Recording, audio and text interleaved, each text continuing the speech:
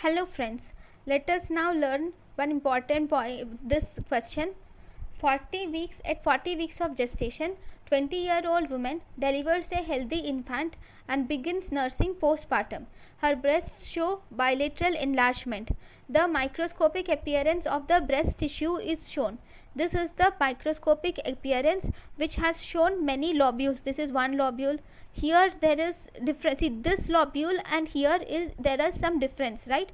Here there in this lobule of breast shows increased cellularity of the lobules are seen, and this shows that there is physiological hyperplasia of the breast tissue occurs in pregnancy, right? Then what substance is represented by pink staining material? What is this pink staining material?